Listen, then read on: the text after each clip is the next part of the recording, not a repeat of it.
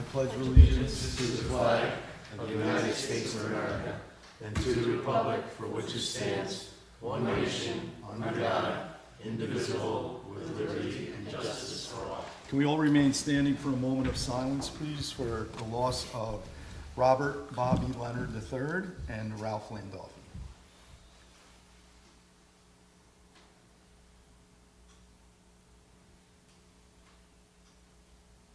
Thank you. Before we get started, I just want to say a few words about both of the gentlemen we lost this month. My condolences to the Leonard family. Bobby worked here at Town Hall for 14 years. No matter what the environment or the work that was going on here, Bobby would always greet us with a wholehearted hello and a smile. I would like to thank the Leonard family for sharing Bobby with us for 14 years. He'll be missed. My condolences also to the Landolfi family. Ralph was a cornerstone of the community. Haldane grad and supporter, veteran of the Army, employed by IBM and later the village of Cold Spring. He was a Cold Spring firefighter. He served as chief and president of the department. He was also a Putnam County fire coordinator. Served on the Knights of Columbus. He was a village of Cold Spring trustee. Also a wonderful husband, father, and grandfather. And I can tell you as an elected official, if you wanted an honest opinion of how your job was going, you certainly could ask Ralph, and sometimes you didn't even have to ask him. He would give you his opinion. I appreciated his honesty, and he will be sorely missed. Thank you so much. All right, moving on. Approval of minutes, workshop. Sure, go ahead. Thank you. I just want to thank the board for giving me a few minutes. I wanted to explain why I decided not to stand for the pledge at this moment tonight in America. I know that many community members view the pledge and salute to the flag as an expression of gratitude to all of the people that serve our country. And I want to say that I also respect all those that serve our country and apologize to them if this decision offends them in any way. Like many others, I've been watching the news unfold about actions taken by the Trump administration with growing concern. I watched the surveillance video of masked federal ICE agents arresting tough student Rumesa Ozturk on the grounds that she co-authored an op-ed in her college newspaper, then transporting her out of state against the judge's orders. I didn't recognize my country. Like so many people, I feel both powerless and the need to do something to show that we don't condone these actions and won't let them become normal. At the start of many public meetings in America, we stand for the Pledge of Allegiance. It asks us to pledge allegiance to the flag of the United States of America and to the republic for which it stands. It is a pledge of loyalty to our government. But at the same time, when an elected official takes office, they take an oath to uphold the Constitution. So what happens if a person believes their federal government is violating the Constitution?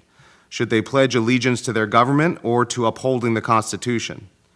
In more normal times, as Americans, we pledge our loyalty to our government, regardless of which political party is in power or if they have different policy ideas than we do. That's democracy.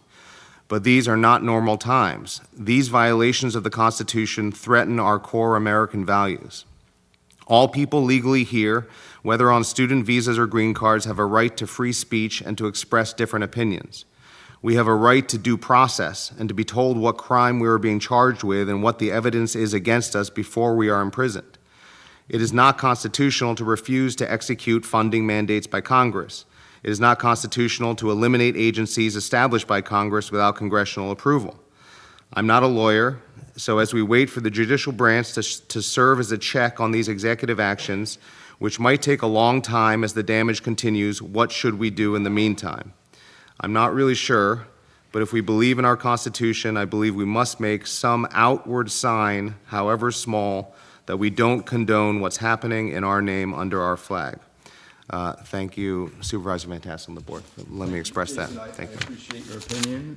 I agree with a lot of it. I don't agree with not standing for the Pledge of Allegiance, and we've made that very clear. So, but I appreciate your courage. All right. Thank Thanks, Sean. Thank you, Jason. Thanks, Judy. Okay, approval of minutes. Workshop meeting, February 12th, 2025. So moved. Second. Second. All in favor? Aye. And I vote aye. Monthly meeting, March 6th, 2025. Second. Second. All in favor? Aye. And I vote aye. Workshop meeting of March 19th, 2025. So moved. Second. Second. All in favor? Aye. And I vote aye. Committee reports, Conservation Board. Conservation Board met on March 11th. There was 2 items of correspondence from the Planning Board, which I'm sure Bob will discuss. One is the conversion of a garage into living spaces at 50 Albany Post Road. Because there's a wetlands on the property, it was referred to the Conservation Board. The second was a Planning Board referral regarding the Automar case. The Planning Board is still deciding if that's permittable. If so, the Conservation Board would look into issues of stormwater runoff protection. There was some further discussion, which Bob will probably cover. Other discussion, Century Aggregates is proposing a concrete plant, which is in Fishkill, but it's right over the town of Philipstown line, very close to Clove Creek. The Conservation Board is just following that matter. There is no update. It was on the March 13th agenda of Fishkill. There'll be a report back at the upcoming Conservation Board meeting. And Bob Repetto gave a report back on the work of the Conservation Subdivision and Oil Stank Storage Subcommittee, which I know is on the agenda tonight. And then Max reported that the town secured a GIS grant to map the town culverts in the MS4. The next Conservation Board meeting is upcoming Tuesday night, April 8th at 7:30. Thank you, Jason. Recreation. Good evening. The Recreation Department is in full swing with spring programming and all registration for next year's aftercare and preschool programs, along with the summer camp, was held during the month of March. Most camp weeks are full with wait lists, and we do have some openings in the sports camps. The aftercare is completely full, and the rec department is tracking preschool numbers as the Garrison and Haldane free UPK programs are pulling some of the 4-year-olds. The rec department is confident that due to limited space in those 2 programs, they'll continue to see a strong roster in the preschool programs and have already a number of 3-year-olds who will be joining in the fall. Seniors, the seniors will have their spring luncheon on May 21st, and senior trips resumed in March. The April trip to Resorts World Casino in the Catskills was yesterday. As far as camp, there are positive results from the policy to have families pay their first camp deposit this month.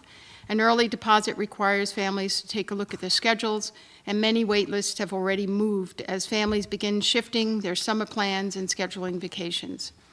The theater department met last Thursday with Cecily Eric Kupper, the commission chair, and Town Supervisor Van Tastel, Trustee Flaherty, and depot reps to speak with the OSI representatives to nail down the ideal location for depot backstage building. After much discussion, it was determined that the initial proposed site near the water tower remains the most optimal for this building. On building and grounds, work continues on the water tower, and the town is keeping the rec department in the loop on any updates. There are no official words on the cost of the repairs, but because of the length of time required to complete the job, we do anticipate significant cost. Philipstown Park remains closed through mid-April. We expect an opening date of Saturday, April 19th. Field maintenance and field scheduling are already both in the works. And the rec department's awaiting word on the delivery of an electric mower for Philipstown Park for clearing trails, which will be funded by the Climate Smart Task Force of Philipstown.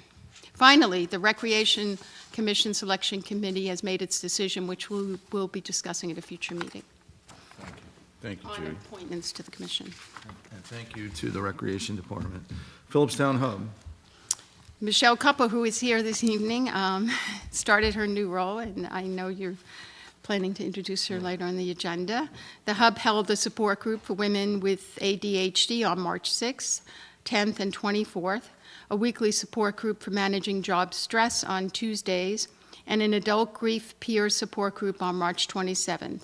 The Hub also conducted Narcan training on March 13th.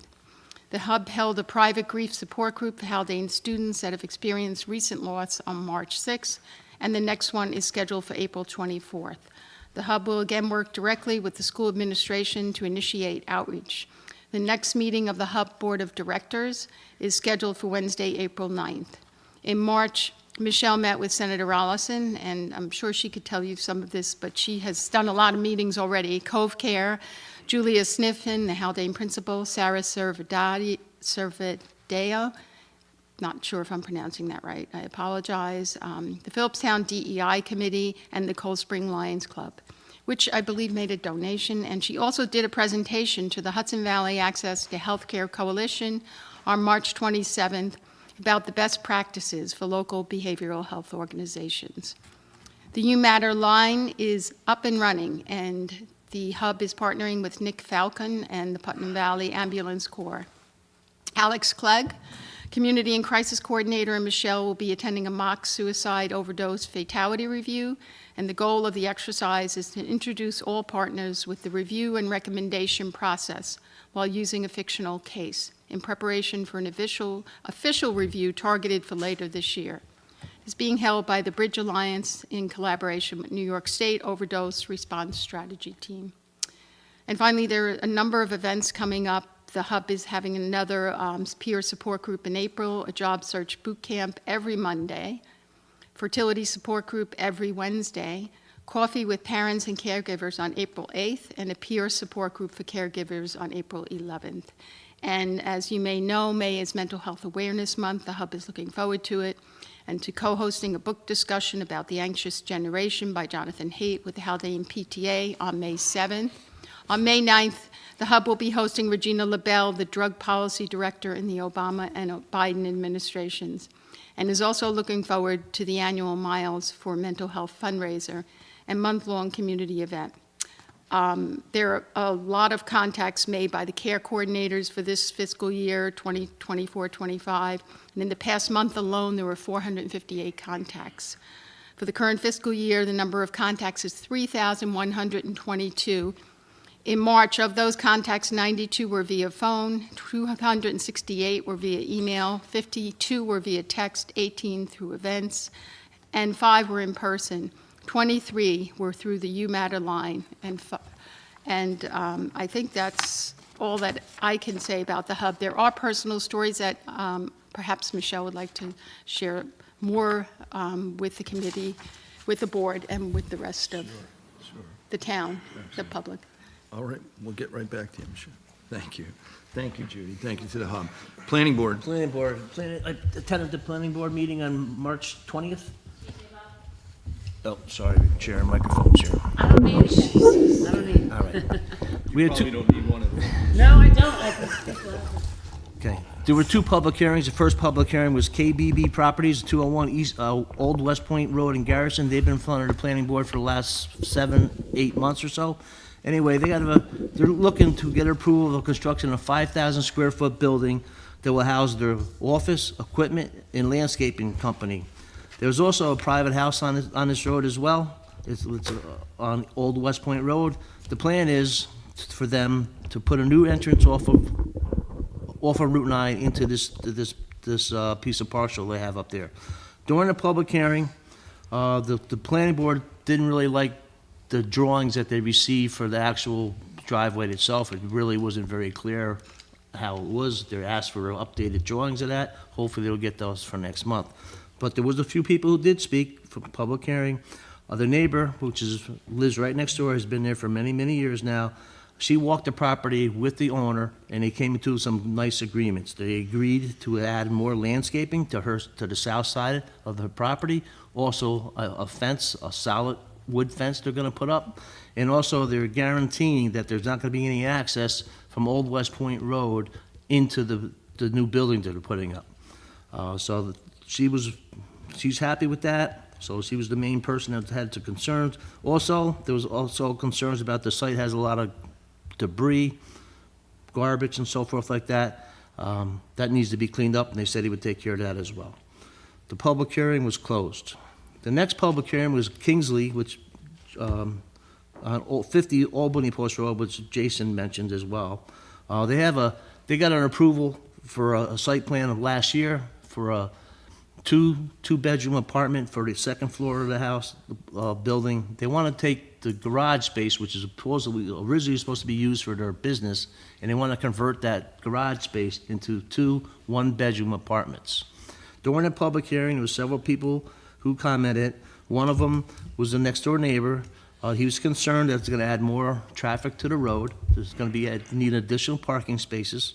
as well. And the concern is that the bus stop is literally almost right by their entrance. Notice that they brought their concerns up.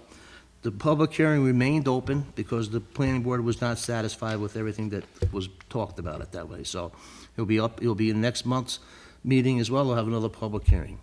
Old business, I'm happy to say the Hudson Highlands Reserve, who's been for their planning board for over 10 years now, got their final approval. I'd like to thank the planning board for all their time and effort. They did not let anything, no stone unturned. They went through the whole entire process methodically, and the help of Steve Gavin and Ron Gaynor. I'd like to thank them for all their efforts as well, because that was a long time. And a matter of fact, when I first got on the board, that was one of the first meetings I went to was that one. So it's been a little over 10 years. Anyway, happy to say they did get their approvals, and they're ready to start moving. From what I understand, I think they started taking some trees down from what I could see from Route 9, but we'll see. Another old business was Ferguson Chain, 236 Albany Post Road at Garrison.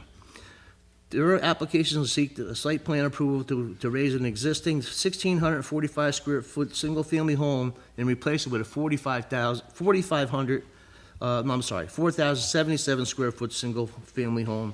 We use a new septic system and you use the existing well. They did a site visit on March 16th. There really wasn't anything to discuss at that time. All the planning board members were happy with what they had to see there in the site visit. They determined a public hearing is not required. So they mentioned to Ron Gaynor to prepare a resolution for next month's meeting. Under new business, J. Mark Jeweler up on Route 9, 3612 Route 9. They're really doing changing the outside of the building a little bit. They're making the facade a lot nicer, making it, from the renderings that I showed, it's going to really make the building look nicer and more appealing. The owner himself said, you know, the building's been there for a while, our inside is really nice, but the outside of the building needs to be upgraded, so that's what they're planning on doing. So they will get their approvals for at next month's meeting as well. New on the docket was still Gatekeepers, 3691 Route 9, Cold Spring. This is one of the last buildings you come to if you're going north on Route 9 on your left-hand side. It's a brick building with a blue roof.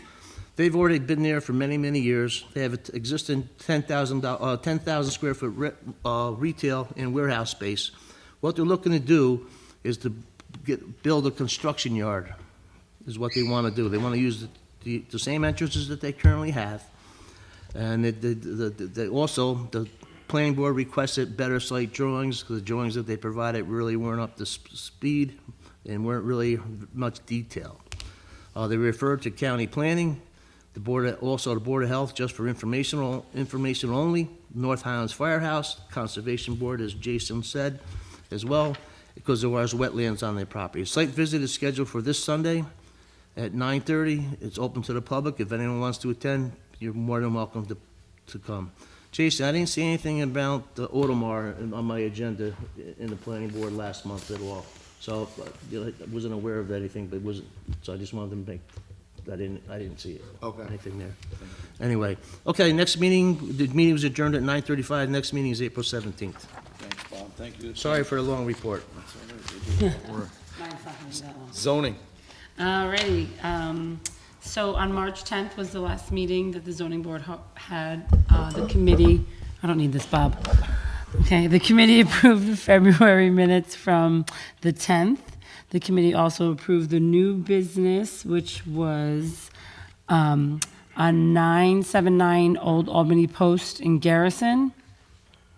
The architect was representing the Dane family, and they are looking to sign a waiver.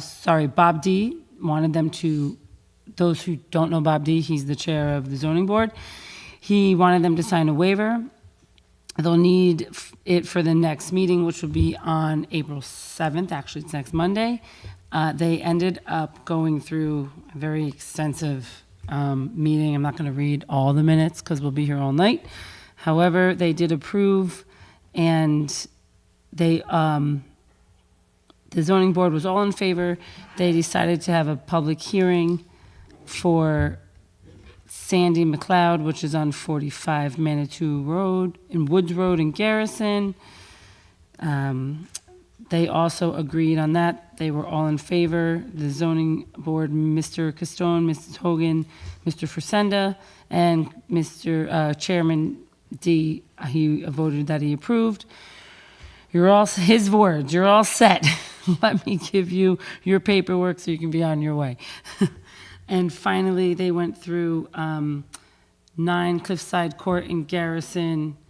They reviewed, they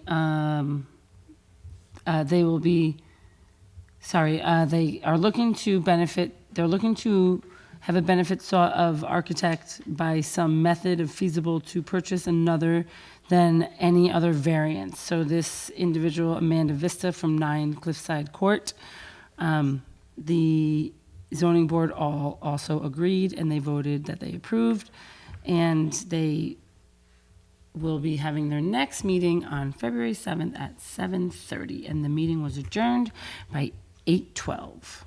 Respectfully yours, Bob D. Highway. Highway report submitted by Adding Hoteling, Highway and Superintendent. Work performed for a month of March. The season change in weather from winter to spring brings pothole season. Crews have begun repairing roads, potholing dirt roads, and cold patching paved roads. But please be patient, it takes some time. I know right now the asphalt plant really just opened up a couple days ago, early last week sometime. Crews have also begun sweeping roads. A resolution was passed by the board last month to purchase a Bobcat sweeper. This is the second one that they've had now off the new equipment list, which is very good. I seen it in action last week because they did my road, so very nice piece of equipment. This will allow us to comply with the MS4 regulations for sweeping the roads in Continental Village. A small section of Landgate Road was closed for a pipe replacement. The pipe was completely collapsed on one side. The work was finished and all went well. The Highway Department received approximately 25 phone calls regarding road issues for the month of March, spent $9,575 on vehicle maintenance. End of report, Adam Hoteling. Thank you. Okay, thanks, Bob. Thank you to the Highway Department. Building and Land, I have nothing. Cemetery Committee? Cemetery Committee, we have the Girl Scouts of, our little Girl Scouts are coming to put the flags in for Memorial Day. That is Troop 1362. And I'm working with Bob to get some of the trees removed, some of the limbs that are overhanging where the buses at the Haldane School pull out. And then also the cemetery, up on Horton Road. I don't know if many of you know that. There's a tree down there. So we're going to be working with Garrison Tree to get that also removed. So there's no stone work going on. Thank you very much. Okay, Tara, the agenda? First on the agenda is Molly Franco, Community Engagement Coordinator at POW'R Against Tobacco, to discuss the potential for municipal policy on smoking and vaping in Philipstown. I am just going to go run the slideshow for her. Get the air conditioning too when you go back. Yes, you need the mic. C will tell you. I'm trying to determine Molly, if it's welcome. Hi, thank you for inviting. Is this on? Yep. Oh, can you hear me? Okay. So my name is Molly Franco. I just want to say hi to everybody else here, and thank you for inviting me to talk about this very important topic. Like Tara introduced me, I'm the Community Engagement Coordinator for POW'R Against Tobacco. I serve for both Westchester and Putnam counties, but I'm here today for Putnam County. So you can go ahead to the next slide. So just a little bit about POW'R Against Tobacco. I'm not going to spend too much time about this, but we are a grantee of the New York State Tobacco Control Program's Advancing Tobacco-Free Communities program, which is a sect of the Tobacco Control Program. We are also a program of the American Lung Association. They exist as our fiscal agent. And we have a lot of initiatives, so I'm just going to talk about one of them today, but I do want to mention some of our other work in case anybody, either you or anybody in the audience, is interested in exploring any of these. So our first is smoke-free housing, so that's trying to reduce the amount of secondhand smoke that is, people are experiencing in multi-unit housing. So we work with property owners, condos, condominium, and co-ops to ensure that their smoke-free policies are up to date and that they're protecting everybody who lives in these multi-unit buildings. The second is the retail environment. This is a large portion of our work, and this is trying to reduce the amount of retailers that are in a given area, and then also the marketing that goes along with it, and also just doing a lot of education on emerging products, trends, and things like that. So if any of the town board is ever interested in exploring, how to get the number of tobacco retailers down or just cap it where it is. I'd be happy to explore those issues with you in the future. And then on to today's topic, which is tobacco-free outdoors. There's two sects of this, both municipal and worksite. Worksite is really working with business owners to ensure that they have comprehensive tobacco-free outdoors policies similar to the smoke-free housing, where we want to ensure that guests are protected from secondhand smoke, and also, in addition to the guests, the workers who work for those places. So we have signage that we give to different work sites. So if anybody here is a business owner and they're interested in some free signage, you can always contact me. And then lastly, on to today's subject, hopefully I didn't take too long with that, is our municipal tobacco-free outdoors policy. And I just want to caveat that I'm not here in any sort of lobbying manner. I'm here to just present you the options. You know what's best for your community, so you take with that and see what the options are. Next slide. Oh, you're on it. Thank you. So there are thank you. There are more than 500 municipalities in New York State that have made outdoor recreation areas tobacco and vape-free, and a lot of those have been done with the Advancing Tobacco-Free Communities Grant having, that educational aspect to it. And there's a lot of benefits, but, here's kind of the main four summed up. And the first is going to be protecting the park users, the community, families, kids, anybody who has kind of a compromised immune system from the impact of secondhand smoke and secondhand vapor, and I'll get to that in a moment. The next would be reducing tobacco and e-cigarette litter. Cigarette butts are the most commonly littered item in the entire world. If you step outside right now, I'm sure within 10 feet you can find a cigarette butt. And then additionally, e-cigarette litter, I'm sure people have been seeing those a lot, where, once the disposal e-cigarettes, once it's all done, it's done, and people just throw them on the ground. Luckily, I saw downstairs, I'm sure you got that from the Prevention Council of Putnam, who we work with a ton, and they have the amazing vape disposal project, which I just want to say is something that I haven't seen anywhere else in the state. Does anybody have that initiative going? So I really applaud that effort. The third would be providing an environment that supports a smoke and vape-free and tobacco-free living. So just having that that community support where youth are looking around and they're not seeing anybody smoking, that really makes a big difference. And then lastly, just being responsive to Putnam County residents who support tobacco and vape-free parks, beaches, and playgrounds. I didn't bring today's survey data, but for the past few years, we've had pretty consistent survey data among Putnam County residents that over half of them, upwards of 60%, support these policies when we've surveyed them about it. You can go to the next slide. So secondhand smoke exposure, won't spend too much time on this, but secondhand smoke exposure occurs when people breathe in smoke that has been breathed out by those who smoke and use other tobacco products. There's no safe level of exposure to secondhand smoke, and secondhand smoke contains over 4,000 chemical compounds, more than 50 of which are known to be carcinogenic. And even brief exposure can cause serious health problems like lung cancer, heart disease, strokes. It can induce asthma attacks. According to the New York State Department of Health, nearly 2,000 deaths a year are attributable to secondhand smoke exposure. E-cigarettes also produce an aerosol. It is not just a vapor. It is producing an aerosol that by heating a liquid that contains nicotine and those other harmful chemicals. And when that aerosol is exhaled by the user, bystanders can involuntarily breathe in that aerosol as well. Like I said, it is not just vapor. And so I have some handouts for you from the American Lung Association about secondhand smoke, about third-hand smoke, which I'm not going to talk about, but that's basically the smoke that sticks to surfaces, and then also that secondhand vapor or aerosol. Next is the New York State Public Health Law. So if you didn't already know, the New York State did take action on this issue on a statewide level in 2022 in July.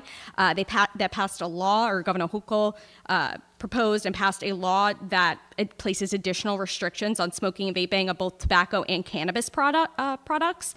So they prohibited smoking and vaping of tobacco and cannabis products between sunrise and sunset at all playgrounds in New York when one or more children is under the age of 12 are present. And then it also prohibited smoking of tobacco and cannabis in any public park, and that includes, a whole host of different places, beaches, playgrounds, parks, anything, along those lines. Golf courses, not included, and there's a few other spaces that are not included. And so even if you didn't place this, in fact, you could be collecting fines on that right now if you really wanted to. It's already in effect, but they are encouraging municipalities to take action for whatever fits best for their community if they want to go further than what was already outlined in that public health law. Thank you. I do want to take note that it does not prohibit smoking, vaping, and the use of non-combustible tobacco and cannabis products on municipal property other than parks and playgrounds, as noted above. So So you'll notice in that second bullet point, it only said smoking. It did not say smoking and vaping. So it does not include in the following public locations: sidewalks, adjoining public parks, pedestrian routes, parking lots or roadways, and any portion of the park that is not used for park purposes. I don't know what that would mean, but that's how they define it. You can go to the next one. So what brought me here today, I do a lot of browsing around on E-Code and trying to make sure all the towns are up to date and, they have the ability to know what options are available to them. And I was poking around and I looked at Philipstown and I said, oh, they haven't updated it since 1990, which was before the Clean Indoor Air Act was even passed. So the only thing that was on the books was addressing indoor smoking. It didn't address outdoor smoking at all. It doesn't define what smoking means, and it doesn't include a product list. Obviously, e-cigarettes were not invented, I don't think, in 1990, so it wasn't even mentioned. And then it also does not address outdoor smoking at all, like I said. So you can go to the next one. So I just have a couple sample policies. We do have model policies, but not all of them include cannabis language, but I can provide them to you upon request. I just have two, kind of model examples from other communities. Obviously, these are in Westchester, but you'll see why I don't have too many things from Putnam to share. But this is in the city of New Rochelle. This just passed a couple months ago. We were working with them, and they did two really important things. They amended their definitions, so they expanded their definition of smoking to also include the use of e-cigarettes, and then they also created a definition for smokeless tobacco, so that now includes things like snus or chew or nicotine pouches, which are becoming increasingly popular in a lot of communities. So it actually prohibits smoking and the use of smokeless tobacco products in all of the places that I listed, most importantly, the parks and playgrounds, and then any other municipal space. So any space owned by the city, it is banned in those locations. So that was just recently passed. You can go to the next one. The next is the Village of Scarsdale, and they kind of pulled it back in some aspects and then kind of went further in others. So they, like New Rochelle, kind of redefined what smoking means, and they wanted to include e-cigarettes and also cannabis. And it bans smoking. I want to draw your attention to the last bullet point, which is kind of pretty extreme, but this is what they felt that they needed for their community and for their communities and family to be safe. So they actually banned smoking upon any street or sidewalk owned by the village and located within the village center area district. So on any public sidewalk, people should not be smoking. And I didn't list any of the fines and things they have for that, but each town is different. They can set their own fines and regulations. It's usually a warning and then a fine, and then it's graded like that. So you can go to the next one. Here's some policies in Putnam County. I'm not going to go through these, but these are just all of the list. None of them I would consider to be comprehensive, and I think there's definitely a lot of work to be done in all of Putnam County, including at the county level. I've brought this up to them a few times, but I haven't heard too much reception. But like I said, at the state level, they're encouraging municipalities to explore different policy options on their own versus relying on the state to come up with these policies themselves. So you can go to the next slide. So, how POW'R can assist. We do education and information both for the community and for town boards and other municipalities and attorneys and things like that. So I'm happy to provide information and education on any of the subjects that I covered today, not just the tobacco-free outdoors, but the retail, the workplace, smoke-free housing as well. So I'm happy to do that at any other point. And then additionally, we have access to the Public Health Law Center. They are contracted by the New York State Department of Health. They kind of are our legalese people. So if you're ever, interested in having that model policy, they have all of the language better than I would as attorneys. And then lastly, the complementary signage, like I said, if a policy is amended or passed, we have the signage that we can provide for the town if they are interested. So next, I just have my contact information. I also have cards on me if anybody needs, but hopefully I kept that brief and not too confusing. I'm sorry if I was looking this way and not at you guys, but I wanted to address everybody in the room. But if you have any questions, I'd be happy to answer. Well, first of all, thank you for coming in. problem. And if it were up to me, it would be banned everywhere in the town of Philipstown. Yeah. But, and I know we'd have a mutiny on our hands here at Town Hall if that were to happen, so. What I would propose to the town board is that we have a workshop, and I certainly think we need to update. Thank you for pointing out that we haven't updated since 1990. Yeah. So we certainly need to update the code and the plan. So during the scheduling, you guys, if we should schedule something for a Wednesday evening, if you could give us the copies of these laws, they're in the packet, then we could look over what other towns have done. We have some unique situations, I think, that would require some attention from here. So if everybody's okay with that, I would propose we do a workshop in this month, and we'll schedule it, Tara, when during the workshop schedule. Good? I think we need to, we would need to include the rec department, the commission. Yes, Yeah, 'cause because it's- outside in the play areas at the Yeah, recreation I mean, department. I think rec should be completely banned from the driveway in, any kind of tobacco products. And then, where do you stop with the town park and, Glassberry? So there's- Glasgow, I think there's a sign up there. that says Yeah, no it's no, smoking. I don't think people abide by it, but, Well, yeah. I'm there a lot. I only saw one person smoking there one time. Well, sure. Molly, thanks for the presentation. You said New York State has banned it in playgrounds and parks. Is there a reason, what's the benefit of a municipality then again banning it in playground? Like, does the state law cover all local playgrounds Like and I parks? said, yeah, it's not very comprehensive.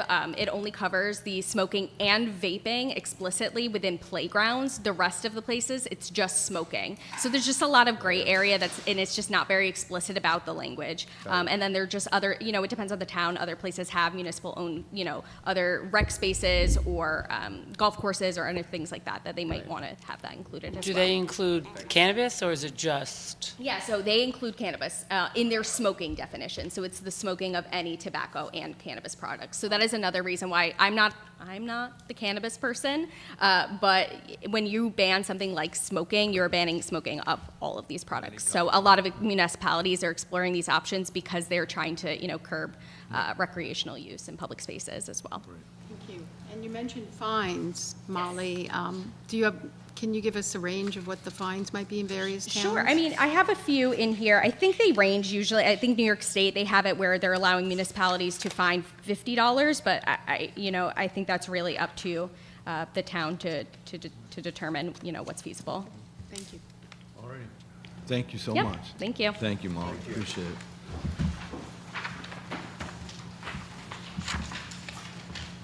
Next on the agenda is the introduction of the new Philipstown Hub Executive Director, Michelle Kupper. Welcome, Michelle. Thank you. Thank you. All right, thank you, Supervisor and Council, for this opportunity to come and introduce myself. My name is Michelle Kupper, and as Tara said, I'm the new Executive Director of the Philipstown Behavioral Health Hub. So it's a good opportunity, I think, to remind the community why the hub exists. It started back in 2019 in response to a dramatic uptick in overdose fatalities and the associated rise of co-occurring mental health conditions like anxiety and depression. So there was a need that was seen here in Philipstown on this side of the county, and the hub was formed to meet that critical need of local residents. So as most of you know, the hub provides free referrals and access to mental health and addiction and recovery resources. The care coordination is completely, it's 100% personalized, and it can go on for as long as a participant wants it to go for, and everything is, of course, completely confidential.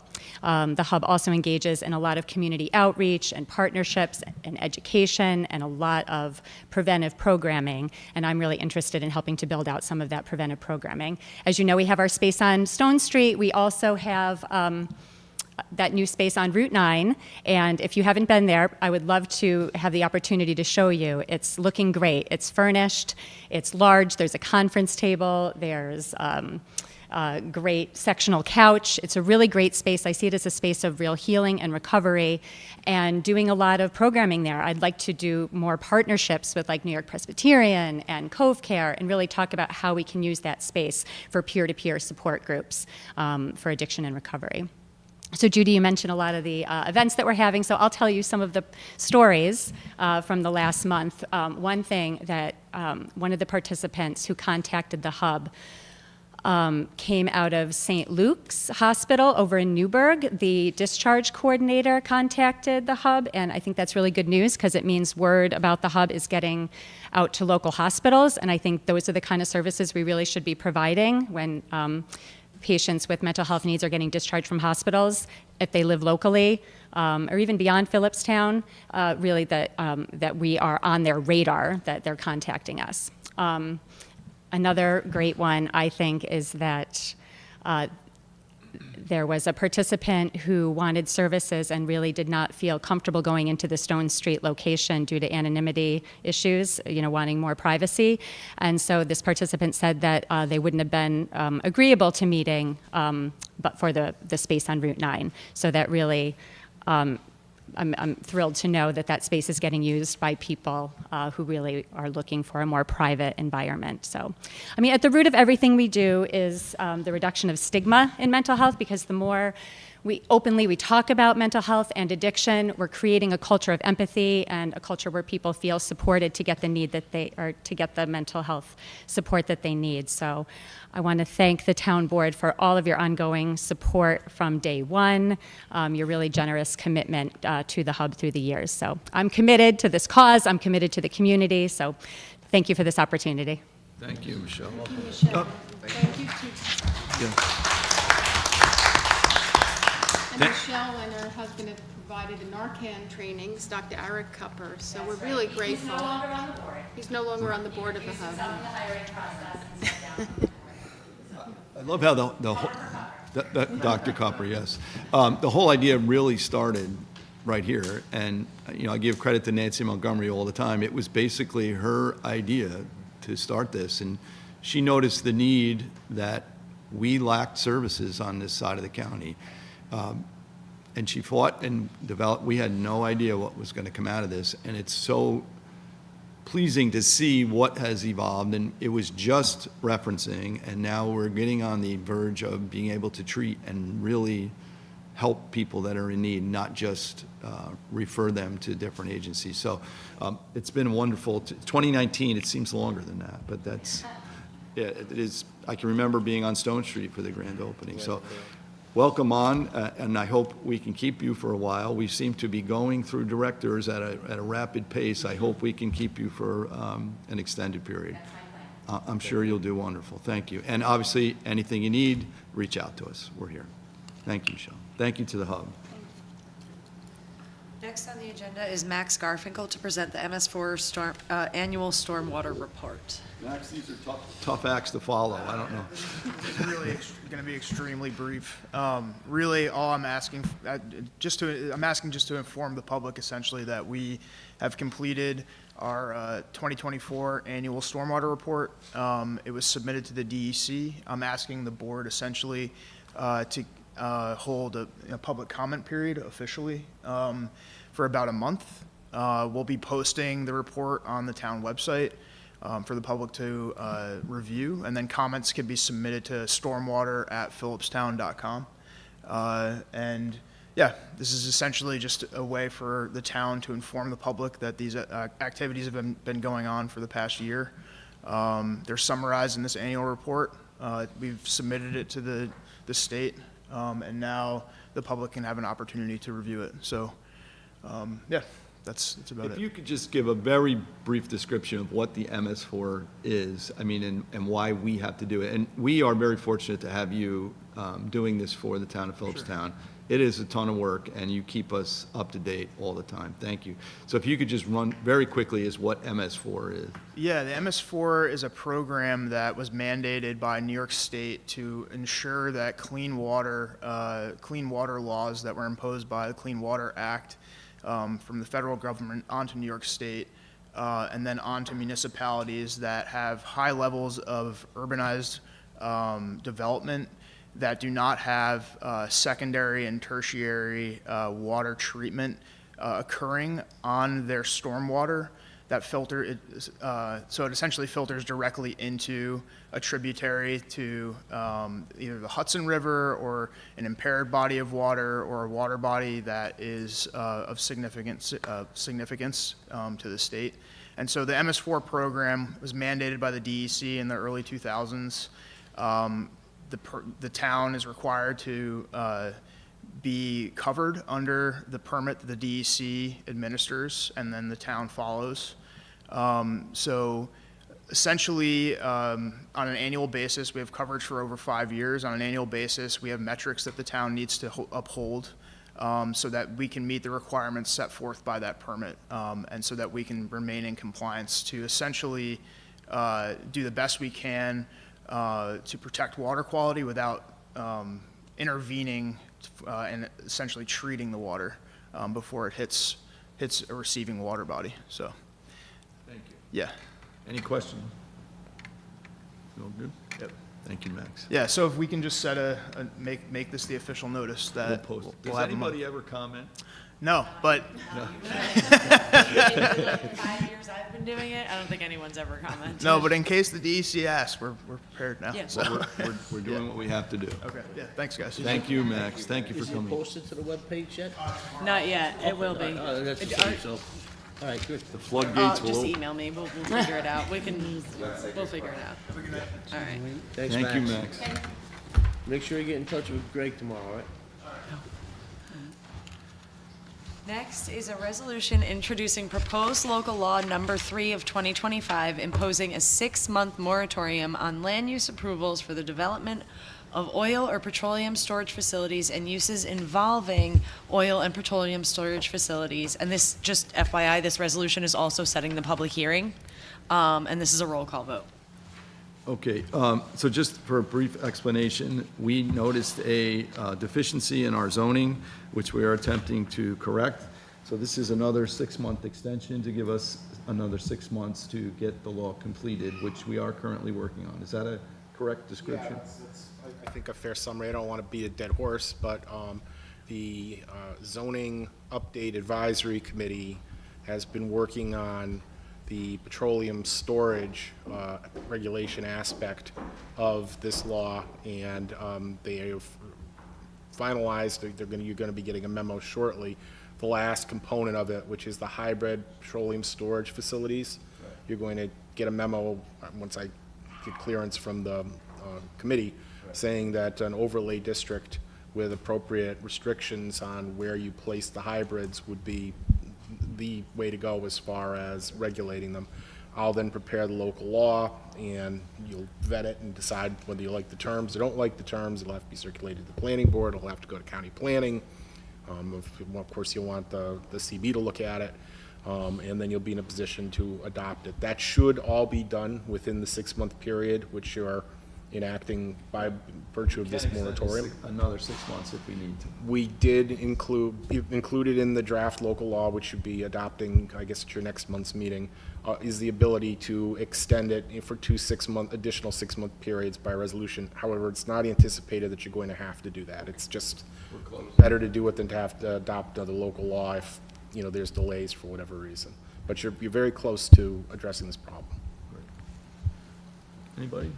Judy, I know you're on the committee. Yes, the committee's having another meeting on April 7th via Zoom, and as Steve said, we're very close to having this memo done, and then moving on to conservation subdivisions, but this is directly related to this resolution, so. Yeah, it is, but the conservation subdivision It's isn't. not. That's completely No, separate That's issue. completely separate. That's another step in the process, We but met we're in person with last it. week. We met in person last week, that's right. Great, I appreciate it, thank you. So could I get a motion that resolution does hereby introduce the proposed local law and the public hearing of the proposed local law to be set for May 1st at 2025 at 7:30 PM. Do the notice of the same direct to given a publication and posting. Could I get a motion? So moved. Second. Second. Councilwoman Cotter. Yes. Councilman Flaherty. Aye. Councilman Angel. Aye. Councilwoman Farrell. Aye. And I vote aye. Thank you. Next is a resolution authorizing the donation of $300 to the Nelsonville Fish and Fur Club for the annual Kids Fishing Derby scheduled for May 4th. Okay, can I get a motion to donate $300 to the Fish and Fur Club for Kids Fishing Day? So moved. Second. All in favor? Aye. And I vote aye. Next is a discussion regarding building inspection fees for the Village of Cold Spring and Nelsonville. So, I think we're in our second full year or third year? It's got to be 3. Probably, I'm not sure. probably started One my of those. third. So we are currently providing building inspections for the Village of Cold Spring. We are at a rate of $1,600 per month. The formula we used to develop it, I worked with the comptroller. It was based on parcels, and then when we took on the Village of Nelsonville as well, we used the same rate per parcel. That was the only fair way we could come up with doing it. I did ask Greg if there has been a large amount of increase. Village of Cold Spring is putting together a STR law, so there will be additional inspections. So there will be some additional work that's going to go on. We don't know what that looks like at this point. So I asked Greg to give us an idea of what he thought the fee should go up. And he related it to the CPI. The CPI, the 20-year average is 2.41%. The 2024 increase was 3.2, and then the last quarter of 2024, it was 0.2%. The number we use all the time for our budgeting is a 2% increase per year. I'm recommending that we start out the Village of Cold Spring fiscal year starts June 1, so for the month of June of 2025, I'm suggesting we increase it 2% to 16, which would be $1,632 per month. Basically, the parking ticket that I got will cover the first 2 months of the increase. But it's open for discussion. What any of you think we should do, it's here to discuss. So. I think 2% is reasonable. Right. It's something we budget on all the time as well, so.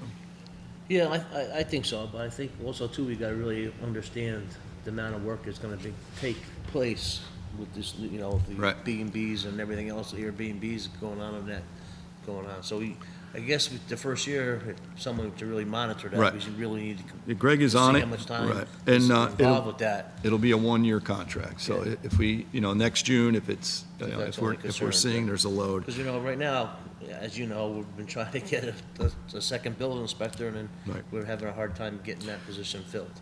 Well, there is a light at the end of that tunnel, so, Well, right, but it's, I thought we had one too, but we anyway. kind of did, but Okay. there's Is that increase due to inflation? Or is it due to estimating how much it's gonna take to do the Airbnb We stuff? haven't updated it in a few years, and the village actually approached us and said, we are going to do this STR law, so there will be additional work. We don't know what it's gonna be, we don't know how many of them there will be, but, they brought it to our attention. So I think a 2% increase is a fair rate. It's similar to what Greg has suggested. And then we can, every June, we have the ability to negotiate it. Their fiscal year runs different than ours, because they're budgeting right now. They have a public hearing, I think, next week, April 9th or 10th, something like that. So- And then, yes, sorry. Well, I'm saying, this fee is only to the village of Cold Spring. Right, but Anything else? I'm gonna propose it, same increase to the village Okay. of Nelson. So it'd be 2%, it would be proportional on their fee because it's based on the Is parcel. there any talk, any discussion about raising the actual fees that we charge now for building permits and so forth like that? For us? Yeah. No, our fee schedule was just updated, so we don't need to do ours. But Greg is working with Mayor Foley about updating the Village of Theirs, Cold okay. Spring, because they're still going by a square footage rate instead of a percentage of the project. So we changed from square footage to percentage a few years back, so it's definitely an increase. That will be determined with them. The other suggestion Greg had was that the fire inspections, once we get the new guy on, or woman, new inspector, the fee for the fire inspection will go directly to the town of Philipstown. So if they do an inspection in the Village of Cold Spring, it will be a $100 fee to the commercial space. The fee would go completely to the town of Philipstown, so that would be an increase. Is the town paying for that 2% increase, or does the village contribute to that increase from No, code of? their fee will go up 2%. Their fee will go, so Yes. it's coming out of their, Yeah, out of Got their it. budget. got it, out of their budget, got it, thanks. So, any other questions? So I guess we should do a motion. Tara, should we do a motion, resolution? I mean, is that set in stone? That's, we're agreeing, right? Yeah, I agree. So can I get a motion Yeah. to approve a 2% increase for both the Village of Nelsonville and the Village of Cold Spring for fiscal year, the village fiscal year of June 2025 through June of 2026? So moved. Second. Second. All in favor? And I vote aye. Thank you. next is a discussion regarding the creation of a committee to explore regulating short-term rentals in the town of Philipstown. Okay, so we are negligent in this as well. We do have a large amount of STRs in the town of Philipstown. Some of the communities, the lake communities, if you go to them, a lot of them are short-term rentals. So if you watch the news, there was a tragic fire in, I think it was in Massachusetts, where people died. There was no law in place. There was no smoke detectors in place. So I think we need to form a committee to get a law on the books. I have a couple examples. I have the town of Pauling. We do have the village of Cold Spring. I'm meeting with Jackie and Avi of Putnam Valley tomorrow. I'm hoping to get a copy of the one that they just adopted. I am willing to work on this committee. Is there any other board member that would be interested? I'd be interested.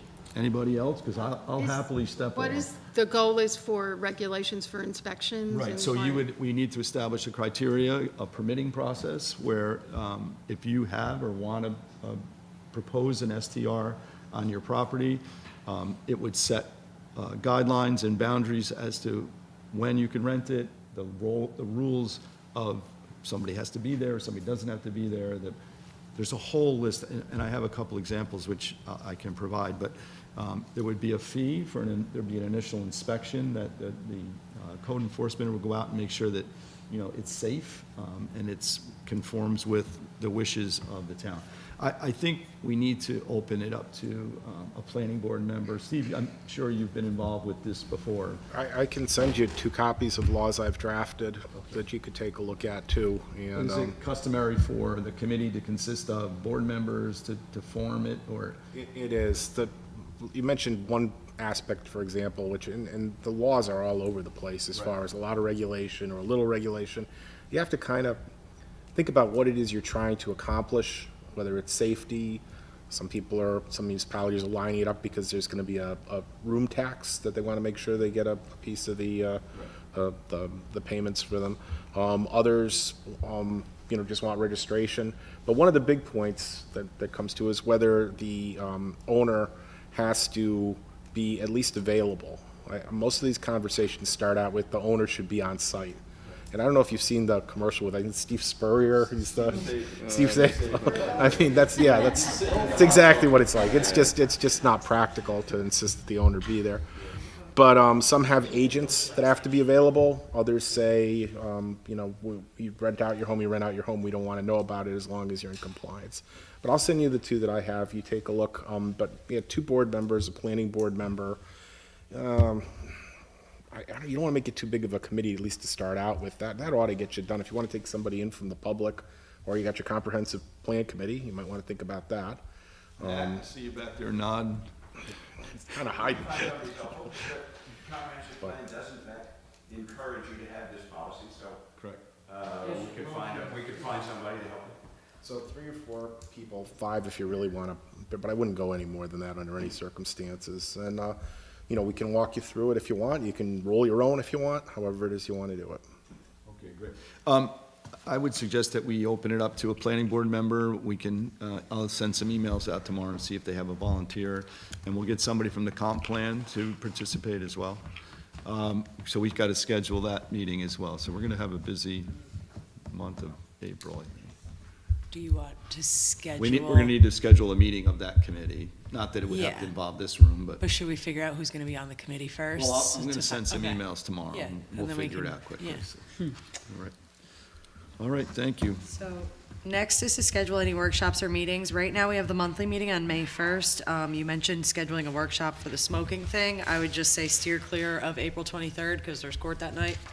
Also for the Recreation Commission appointments, I know they were hoping that the appointments could be made before April 29th. Yeah, I spoke with Cecily and told her the only way that'll be possible is if we have a workshop. Otherwise, we'll During have to wait till May workshop. 1st. Yep. There's one other item before we get to scheduling, which I forgot to mention. We are going to be losing Camille Linson as the town justice. So the 2 judges, Camille and Angela, have made a suggestion that we appoint Luke Hilpert to fill out the term. There is a class on Monday that Luke needs to take in order to be able to be ready to go on Camille's resignation, which is, we believe, going to be early June. But we need a letter of intent from the town board saying that Luke is going to be the appointee. And I know I've run this by all of you, so if you're comfortable, if the board's comfortable with us giving that letter of intent, Steve, it just has to say that we intend to, Yeah, I can help you draft it if you want. It's easy enough to do. It's just like 2 sentences, but there would be a motion to provide a letter of intent to Luke Hilpert in regard to appointment to the pending opening in the position of Justice Court Justice in the town of Philipstown. could I get a motion to what Steve just suggested? And then what is the process after that? He has to run for election? Is it- Steve, that's still not 100% clear. As I understand it, the nominating process for the year is over. You carried your petitions, or the people who are going to be carrying petitions carried their petitions, and I believe it was last weekend was the cutoff date. I could be wrong about that, but if it wasn't, then it's very soon. Here, there won't be an opening in the position, and Camille can still change her mind if she wants to, but I mean, if she does go forward with it, then June would be when the opening occurs. When the opening occurs, you have to take her letter of resignation or email or whatever it is, and you provide it to the Board of Elections. The Board of Elections will then make provision for that position to be on the ballot. Now, how people get nominated to represent parties, or I'm not sure, and the Board of Elections said, well, it's really something that the parties have to look into. They should look at the election law and their own regulations. So I can't provide you with further guidance than that, at least not right now. But the question, he will definitely have to run in November Yes, and could be challenged by somebody else. that's correct. Right, so, but he would not fill all of Camille's term, which I think she, No, I'm sorry, John, I mean, cut you No, off. yeah. My understanding is that justice court terms are unlike any other political office in New York State. When someone resigns from their position as justice, you start a whole new 4-year term for whoever is the incoming justice. so if he ran or somebody else ran and won in November, they would get a full 4-year term. That's correct. Okay. John, is it possible to circulate some background or resume or CV on Luke Hilpert? I've met him once. Right. What's the time pressing nature in terms of just having This some- class is on Monday. He needs the letter before He the needs this class. He just texted me before I came in. Camille and Angela have both interviewed Luke. Both feel that he is suited for the job. He's willing to run. He's a great local. Oh, so they're recommending. They are. Yeah, Yes. It is ultimately our appointment. Yeah. But they are certainly recommended, and both of them, so. He ran once before though, right? As a at one point in time? I don't What he did?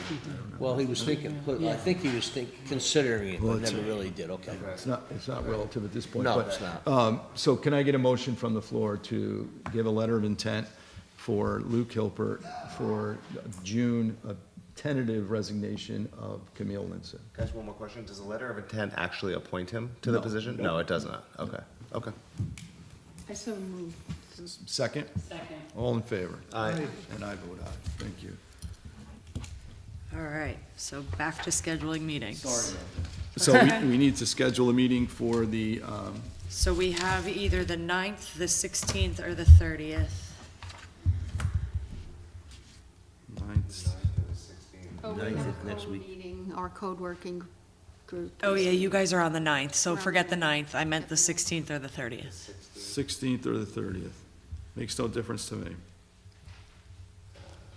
Oh, the 16th would be better for me.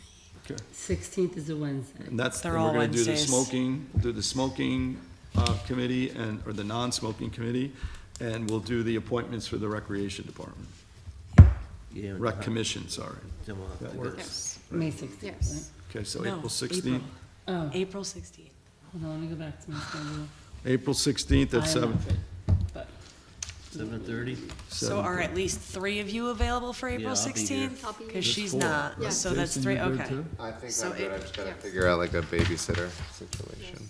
Just bring the kid. Oh, Jason, that'll I be brought fun, my that's it. children, they're fine, just sit them How in. will- They're fine.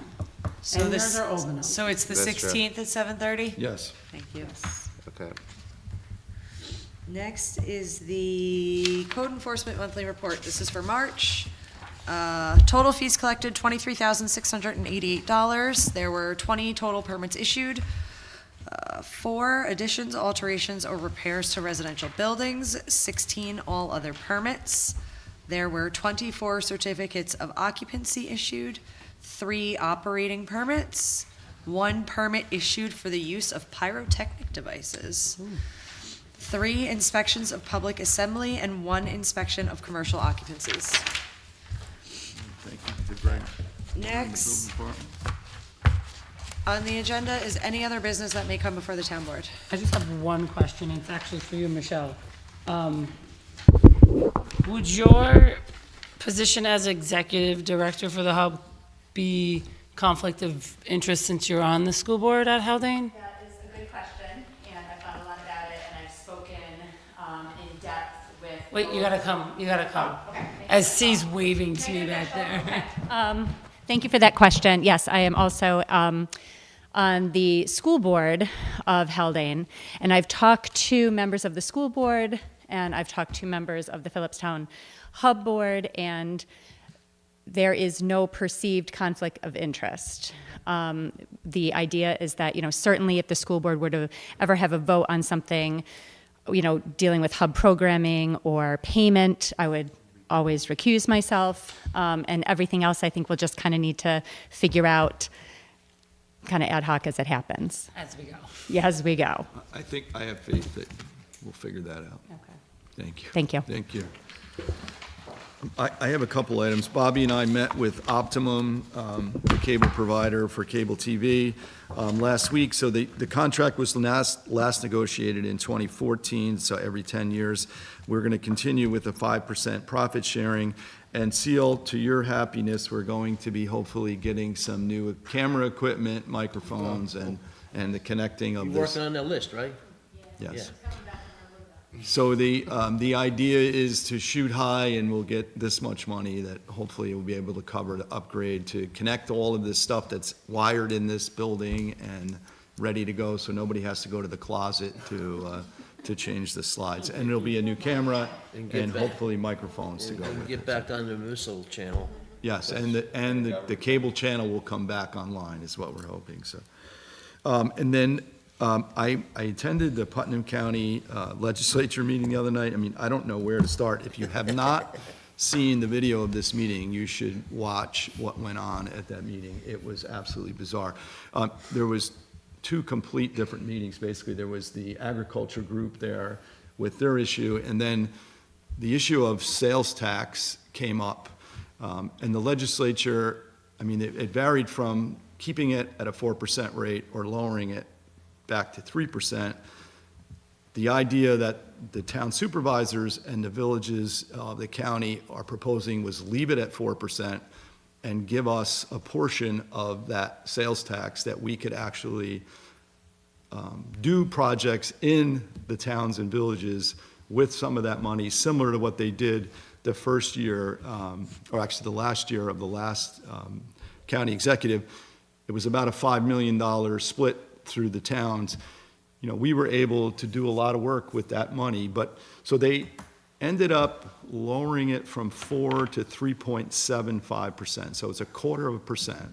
So you think about that, it's really like nothing, and it cost the county $5 million to lower it that rate, which they could have been, the heroes, leave it at 4%, because they said that, we have a lot of money, and they had money. And then you could have shared it with us, but for some reason, it's pretty clear, but they lowered it to 3.75%. We are meeting tomorrow with the town supervisors and the village mayors, Village Brewster, Cold Spring, and Nelsonville, with state officials. We're meeting with our state senators and our state assemblywoman to try to reject that and bring it back to the 4%. Be a home rule to make it 4%, and basically force them to share. There's really no reason not to be sharing some of the proceeds with the town. If you think about it, the reduction, they said, we want to lower the tax. We're going to lower the tax. But lowering the sales tax is a benefit for consumers, not for just the residents. The residents in the alternate, if they left it, and gave us, even if a 0.5% or 1%, that would go directly into projects that we have to fund, and we have a hard time funding. So it's definitely worth watching. I applaud Nancy Montgomery for the fighting that she did, There were 4 supporting the sales tax staying at 4%, but unfortunately, there were 5 opposed, so it went down to 3.75. Jason, do you want to comment on the agriculture thing? I don't even understand the whole process as to what exactly is going, but they would not listen, they would not entertain public comment Yeah. about it because it was not an agenda item. So- No, I don't, I mean, Jocelyn, my wife, who was the chair of the the Putnam County Ag Committee, got asked to step down, and since then, there's been a lot of riled up farmers. Well, they were riled up. That were riled up, really saying Putnam County is not supporting farming. Right. And they're not following their own bylaws. So, no, I've heard her talking to a lot of riled up farmers for the last few There's months. plenty of them in They were that there. meeting. It They was were there, standing yeah. room only. Yeah. And at the end of the meeting, somebody pulled the fire alarm. I heard that. And nobody got up, and I'm leaving, and And that kind of cut off public comment, right? The fire alarm suddenly went the off. meeting ended, the fire Yeah. trucks came and the meeting Yeah. ended, but it was really It was a a show. it was a I show. did hear a resolution was passed, the EMS essential Yes. workers resolution that was Right. introduced by Yes. Nancy Montgomery. Yes, Yes, and that was again, I applaud that as well. And it's basically to make EMS service essential, just like fire service is essential. I have some questions about the way the law is, the way it's drafted. Without standards statewide, and meaning the law suggests or mandates that they establish the standards, but in my eyes, from this side, I think the standards need to be in place before the law can be drafted. So we'll see. We'll see what happens when it gets to the state level. Because the definition of EMS in, say, Westchester and Putnam versus the Adirondacks or the Catskills is a different, completely different service. I mean, response times, and it's a wide range. But for the state to mandate it, I think it would be wonderful. We saw a case in point with what happens when towns just say, we're not doing it. Yes. And we were drained providing services, so, which has been remedied, thankfully. But watch the video. It's really entertaining to watch, so. I think that's it for me. I just wanted to add something. It's Volunteer Awareness Month in April, so I want to thank all the volunteers, and some of them are in the audience tonight, but we have so many commissions and committees where people volunteer time, and at some of the community-based organizations like the Hub, thank you for your service. I think that it makes our community what it is, that we have so many volunteers willing to step up and help regardless of what the need might be. There's always, I think needs are met in our community because of the community spirit, and our volunteers are an important backbone. So thank you. Yes, thank you. And I just have one more thing I wanted to add. Jason mentioned earlier what is going on in our country, and I think regardless of what your political affiliation is, it is a fact that there are institutions that are being destroyed in our country, longstanding American institutions and departments, and tens of thousands of people are being let go. It has some unintended consequences. I know from the work I do in healthcare and in the work I do as a volunteer myself, that this will have an impact on people all across the country, but across our community, because access to healthcare will be reduced, access to Social Security information, access to veterans' benefits, because those workers, including veterans, have been let go. People at the U.S. Department of Education who track spending no longer have jobs, and that data is lost. There are people at the U.S. Department of Health and Human Services who regulate hospitals and nursing homes. Those divisions have been dismantled. So this is in fact happening, and of course we know what else is going on in our country. And again, it impacts all of us. It doesn't matter what your political affiliation is, but if you do have some concerns about it, or you want to be active and involved, and many people are writing to their congressmen, they're calling them, they're showing up at town hall meetings. Our congressman is Congressman Mike Lawler.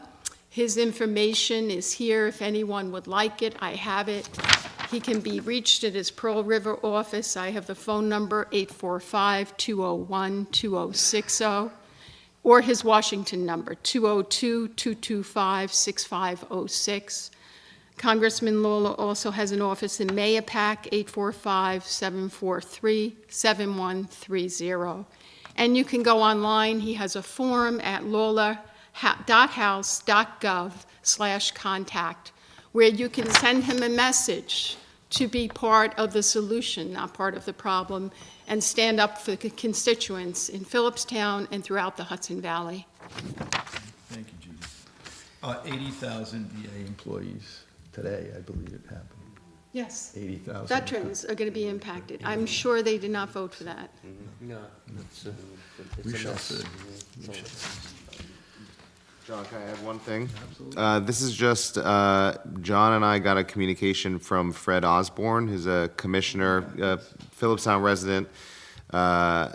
He's representing the Taconic region of the New York State Office of Parks, Recreation, and Historic Preservation. And he was just sharing that he's part of the Underground Railroad Consortium of New York State, and they are undertaking an effort to designate the Harriet Tubman Underground Railroad Scenic Corridor in New York State. So it would be a proposed 550-mile byway from New York City to Niagara Falls that is kind of showing the historic route of the Underground Railroad, including through our community. It wouldn't be a real trail. It would be more of a sign trail, a history trail. And so a he just brought it to us because they were trying to get municipalities that would be along that route to consider Could you set a up resolution. I completely forgot. Sure. I read that and I wanted to reach. Could you set up a meeting with the Of three of course. us? We could sit down. Of course. Okay. Absolutely. Thank you. Yep. Anything else? Just real quick, we're real close to getting the Garrison Water new well online, hopefully in the next week or two. I'll say within a month we should have it up. Right now, we're still waiting for one critical piece. I talked to Andrew Padala yesterday. He ordered a communications cable between the two for the controller, so he'll have that in next week, but that's not preventing us from starting this up, so. I'm waiting to hear back from Ron Gaynor with an update. I just called him a couple of times this week. I have as well, and he and said he'll get back to us. Yeah, I haven't heard from him yet. But anyway, that's in progress. Also, too, we're moving forward with the solar on the highway garage. John signed the documents that we needed to do, so they're in the design phase right now. So I would say late summer, early fall, we should have that online as well. Perfect. Thank you. And we did mention the water tower earlier. Right, you mentioned it, So we get one water problem finished, and now we have a new one. There was a leak during the winter on the shaft coming down from the tower at the rec center. The tower is owned by the Garrison Institute. We are responsible for 50% of the repair. I haven't spoke to Cody lately, but I know they have a temporary system in place to provide drinking water and water for the facilities.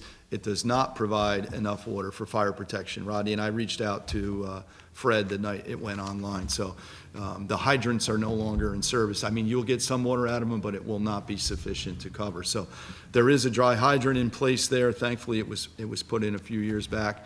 So there is a water source if need be, but hopefully the tower will be repaired.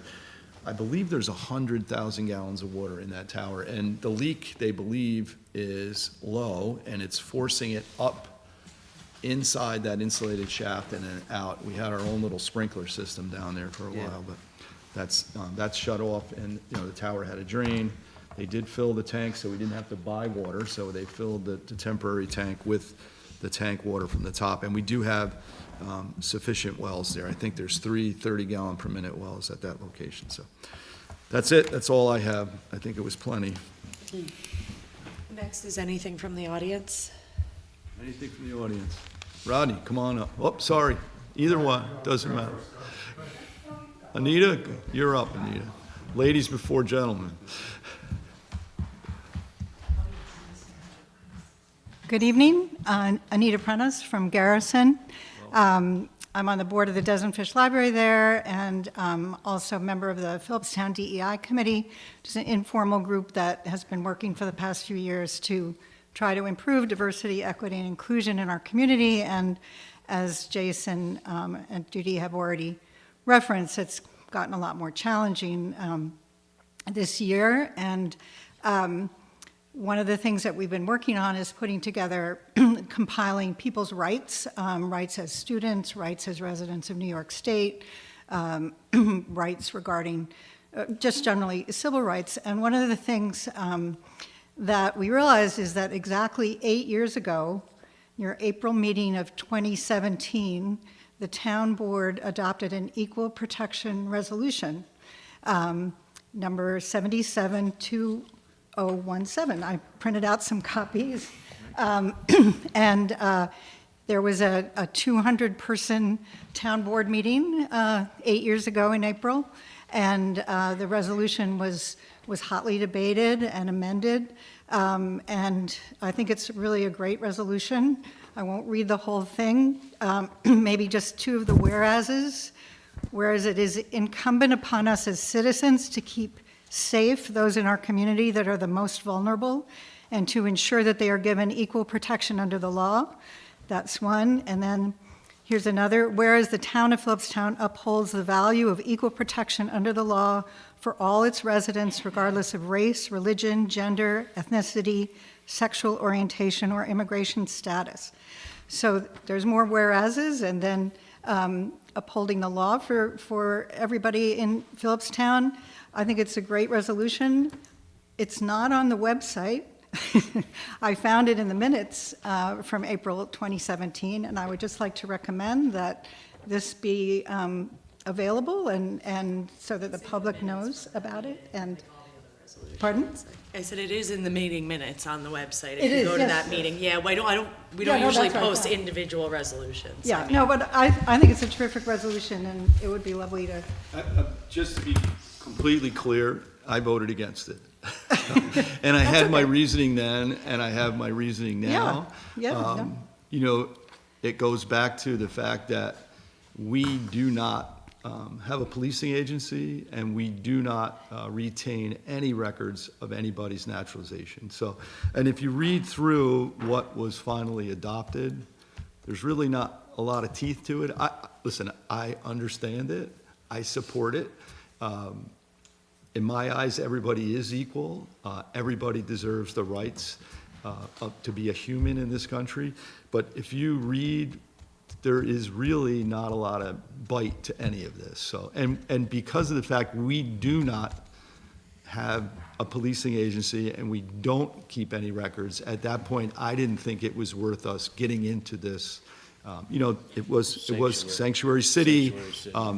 That term was removed from it. Right, And right. it was dampened down to, but if you really read the last paragraph of it, there's no protection here provided, literally, from what Jason described earlier in the meeting. We don't have the ability to protect anybody. If you read through what it says, Right. there's not a so lot of teeth to it. So. ICE could come and surround somebody stopped at a traffic light and take them away, which they've done Right. already. That's not going to be corrected here. Right. Obviously, I would, that needs to be corrected at Mike Lawler's office. And Yeah, no, I called appreciate him that. this morning and yesterday morning as well. Right. So I just think that a lot of the language in here is very powerful, if Certainly. only symbolically. Right. And I think I can tell you that a lot of people who were unaware of this were really happy to read it, so. Read anyway. it thoroughly. Thank you, Neil. Hypothetically, just, and I know we don't want to get into a whole workshop on this right now, but if a town employee was asked for information, they would not have it, that's what you're saying. We don't have it. We don't and have if you any. read through who's But if asking for anyone had information on anyone Right. that might be in the community, as a Right. town employee, they could not provide that information. But if you read who they should provide it to, it's state or federal officials. So I don't know who else would be asking for that information. I mean, it's interesting to go back and read this. I mean, it does say no Philipstown Department officer, employee, or acting agent shall assist or cooperate with any investigation, detention, or arrest by any agency enforcing federal immigration law unless such investigation or inquiry is required by state or federal law or by court order. So who else would be asking for it, is my point. Mm-hmm. So if the ICE agent came here and asked us, not that we have anybody's information, we would have to give it to them anyway, because that's a federal agency. So although it was a symbolic gesture, and I understood it then. I didn't support it then, and it's, if you really read through it, what it's doing is nothing. So, I mean, the symbolism is there, and if you know me, I respect everybody.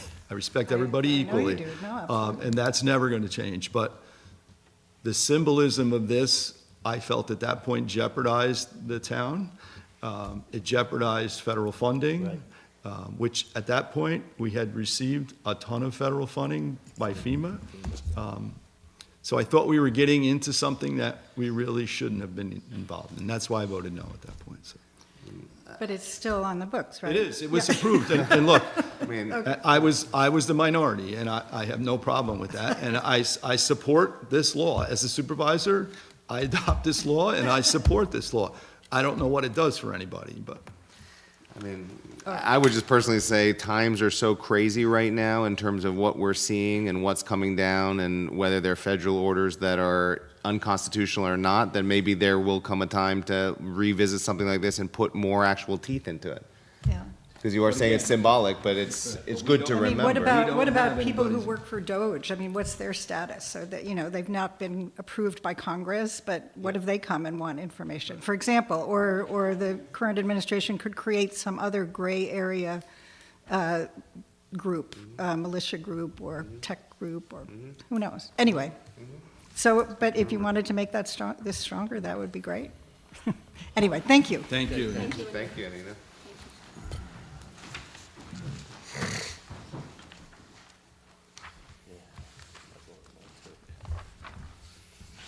Mr. Tudor. How you doing? Rodney Tudor from Garrison. This is my first meeting since this place was redone, and you guys did well, I don't know who, but somebody did a fabulous job here. Only problem I have is the first couple of minutes were ruined by the dribble from this gentleman over here. It's embarrassing. As a resident of this town, it's absolutely embarrassing to hear what he had to say. But that's not why I'm actually here. It's actually kind of funny because you guys brought up Optimum. Yes. I swear the worst thing you could do is renew their contract. Their product is terrible. Their service is terrible. Customer service is non-existing. An example, I spoke to you, I forget where we were. I met you somewhere, but back during COVID, I had an issue at my house. With our contract is strictly with cable television, not your internet. It's a so I asked that, is this, and it's strictly cable television. So if it's an internet issue, we do have a new contact. So if you have an issue, they were very explicit about, getting service, I know there's these big spools of wire that still are hanging in trees. I have a picture. I was Right, going so- to show you that for 2 years now. Yes. And I'm sure if it was in front of one of your houses, Yeah. it wouldn't be there. No, that's not true. Listen, sorry. I've been in Philipstown long enough to know. Well, you're All right. not aware as you think you are, but Okay.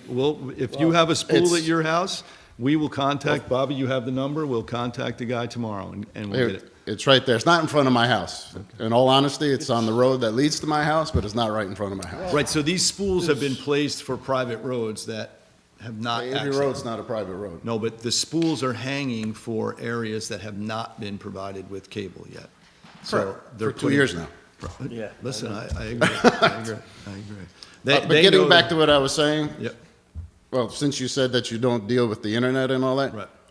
what you can do is open up the community to competition. Well, You there can is- allow other companies to come in, especially TV. Companies, especially Optimum, you couldn't watch a Yankee game or not a Yankee, a Knicks game or a Rangers game for like 3 weeks. Yeah. Or the Mets. I'm a Met fan, so I believe that's taken care of, correct? No, I understand that. But when you're stuck with one company, as bad as we are with Optimum, Right. whether they give us telephone, internet, or TV, Right. you only have one company. There's no competition. There's no reason for them to rush to come out and help you, and they don't. Well, I mean, you can go to DirecTV or satellite TV because that's what I utilize, but that is out there. I would, but I have to Steve, cut like 15 trees Are we So- limited to allowing another cable provider? Absolutely not. as many can come in as want to. The problem is they don't want to. They don't want to, like Verizon. We are a small Market. I understand that, but there are companies that'll run wires straight up Route 9, right, 9D. Well, send them our So- number. Get them here. I'll research it. I know I had a name a while back. I couldn't get here, but anyway, Give us that information. Yeah, we're more than happy to- We're more than. again, I would not do business with Optimum because, like I said, I had a problem in my house back in COVID time, Yep. and it's still an issue. Okay? They said, oh, we'll send somebody out. Well, We have a new contact, and they're going to hear about it, so. All right. Next time I see you, I'll get the contact. We'll get it. Thank you. Thank you, Rod. Anything else? Going once, going twice. Nat? Oh, my God. all right. Approval of vouchers. Yes, thank you. So for vacancies, we do still have one on the Conservation Board and at this very moment, two on the Rec Commission, but that should be taken care of at that workshop. So we do have an opening, in all seriousness, we have an opening on the Conservation Board, and this board has a lot to say about the environment in the community, the building projects that are going on. So if you're out there and you're interested in this stuff, now's the time to step up, submit your resume to the town clerk's office or to the supervisor's office. It is a good opportunity to serve the community in a way that protects the environment. So if you know anybody that's interested, please step up. There's got to be a Kupper that wants to do it. I was going to say, I feel like I'm an environmental health engineer major right now. Well, she's away right now, unfortunately, yeah. We will also soon have, we do have Neil Toman, who's resigning from the planning board. We got that letter this week, so Right, so we will we'll have an put opening that on on the the planning agenda board for a for the workshop. April 16th workshop. I'll put that on, and then we can advertise that. Okay, approval of vouchers, general, So moved. second. Second. All in favor? Aye. And I vote aye. Highway, So moved. second. Second. All in favor? Aye. And I vote aye. Continental Village Park District, So moved. second. Second. All in favor? Aye. And I vote aye. Continental Village Water District, So moved. second. Second. All in favor? And I vote aye. Motion to adjourn. So moved. Thank you. Second. Aye.